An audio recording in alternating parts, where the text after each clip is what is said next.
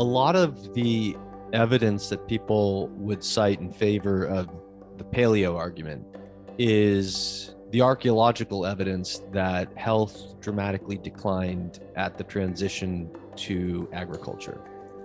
And that is the case, but I think we have to caveat that in a few ways. So one thing is that when people were able to mass produce grains through agriculture, they didn't have any knowledge of how to eat a diet that was based on grains. And so they thrust themselves into a trial and error system that had a lot more error before they trialed enough times to gain some basic sense about how to make grains part of a diet.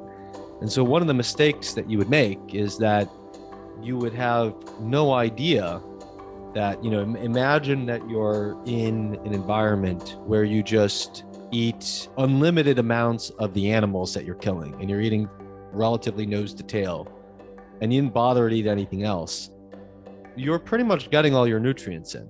And you might have reasons to diversify your diet, but you're not going to get, you could be really bad at eating carnivore. And as long as you eat nose to tail every time you kill an animal, you're probably going to be reasonably okay. Whereas if you invent agriculture and now you can make corn or wheat or whatever, and that becomes 95% of your diet, you're screwed because that doesn't have a nutritional profile that can allow you to eat that as 95% of your diet and not have numerous severe nutritional deficiencies. If we didn't have any nutrition science, but we did have archaeology, I don't know why that would be the case, but if we ignored nutrition science and we just looked at archaeology and you just focused in on the transition, you would be like, oh, wheat is terrible for you. Look what happened when they started eating it. They got short, they got cavities, their bones suck. And then, same thing happened when these guys started eating corn. Over here, they did it with oats. And then you're like, these grains, they're terrible for you. And so if you understand just like the basics of nutrition science and where nutrients occur in foods and which foods are more broad spectrum sources of nutrients and which are more narrow profiles of nutrients, you then understand which foods can be staples, which need to be diversified among each other, which really need to be paired with something else. Then you can look at that and you can be like, of course, they thought they could eat just corn and they screwed themselves. And then later they figured out, oh, we can make corn part of the diet. And then they recovered. And that recovery is also pretty clear in the archaeology. I mean, one really curious fact is that when you look at the arguments for paleo from archaeology, you consistently see that agricultural transitions are marked by losses of height. People become short. But there's a paradox. All extant and all surviving hunter-gatherer groups are all short compared to their modern Western counterparts. So if agriculture makes you short and being a hunter-gatherer makes you tall, according to the archaeology, why is it that being a hunter-gatherer alive in the 21st century makes you short and being an agriculturalist in modern society makes you tall? This obviously is less clear than grains make you short, right? The reason for the modern paradox here is unclear, but one friend of mine who is very knowledgeable about this has a hypothesis that I tend to agree with, which is that hunter-gatherers have largely been marginalized towards environments that are not necessarily as abundant as they would have had access to in the past. And there's probably also an effect of dairy making you taller in terms of the effect on growth. And so that might also be part of why Westerners are taller. But there's also just the fact that the loss of height was temporary in the archaeological record.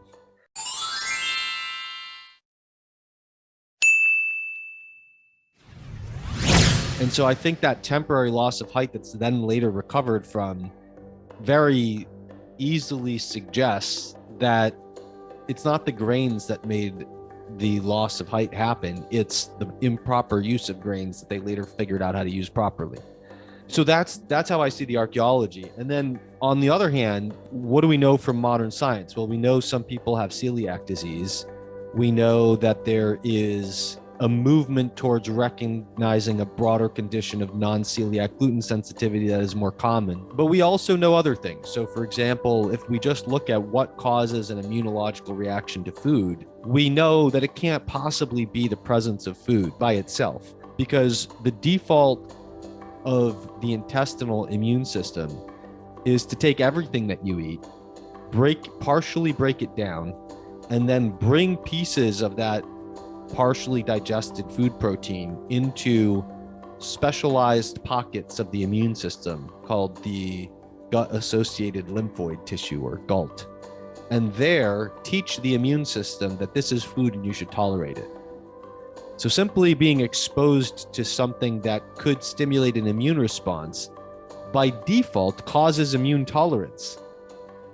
The fact that the immune system can recognize a food protein does not lead to intolerance. It leads to tolerance.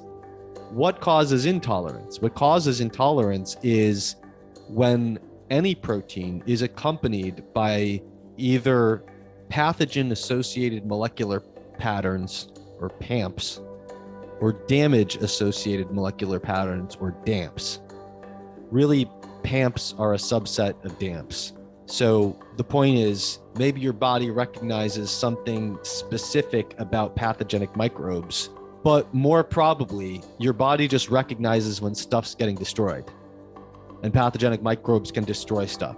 Toxins can destroy stuff, and like many different injuries can destroy stuff. I mean, you could eat glass and cut up your intestines. I've never seen this studied, but I would be surprised if eating shards of glass didn't cause you to develop food intolerances. But I mean, a much more common thing would be you have an intestinal infection that is causing damage to the tissues. Whenever you have damage to tissues, your immune system wants to learn what's causing the damage, and then takes proteins that are nearby the damage and says, aha, this must be bad for me, and then trains itself to respond to that by attacking it and or cleaning it up. And then there are also important biochemical things that are needed to create an environment of tolerance. And so it is possible that if you were deficient in those things, you would be trying to create tolerance, but you're creating intolerance because your biochemistry is just screwed up. And so the immune system's getting confused by, even though the environment should favor tolerance, it's not. And so among those, I would list vitamin A and arachidonic acid, which is a fatty acid, an omega-6 fatty acid that's most abundant in liver and egg yolks. And then I would list among harmful factors that people can easily modify, NSAIDs, which interfere with the metabolism of the arachidonic acid that's in the liver and egg yolks. And then, of course, anything that actually causes damage, even if you have the right biochemistry, so an intestinal infection, for example, can create intolerances. So if you look at celiac disease, if you look at the genes that predispose someone to celiac disease, those genes are part of what allows the immune system to recognize the gluten protein and mount an immune response to it.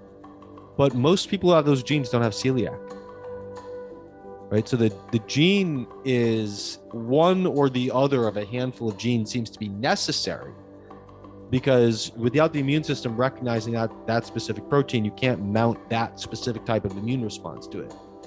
But they're nowhere near sufficient. They're overwhelmingly insufficient to cause celiac disease. It's impossible that there's not more to celiac disease than that someone with a genetic predisposition to recognize the gluten protein eats it.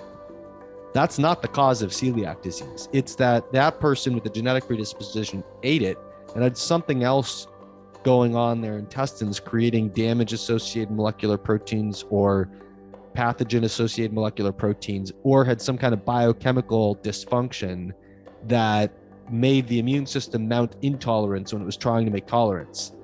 And so if you look at the incidence of something like celiac or even non-celiac gluten sensitivity, which is much more poorly defined, or anything else that you want to talk about in terms of immunological reactions to grains, then what we know from science suggests that there is, if we just look at like, why would we observe the like current incidence of it. Well, I mean, the most protective foods like liver and egg yolks have been cleared off the table through the loss of traditions or through direct antagonism over their cholesterol content. And because there's more palatable things than liver and no one wants to eat it anymore and things like that. Widespread use of NSAIDs, many things you could invoke to explain why those things would be much more common now than they used to be. And that would explain why your great grandparents had one tradition and now maybe you know more people who get sick eating those things than they would have. But it's still the case that even today, it seems that many people can eat grains with no problem. So to sum that all up, I think that if you use grains poorly, divorced from any kind of wisdom by over consuming them and not balancing them with other things, you will screw your nutrition and they'll be bad for you for that reason. But if you use grains wisely, according to those traditions, and you don't have other stuff that is going to create an immune intolerance to them, then they can be part of a healthy diet, and they will be very likely to be part of a healthy diet.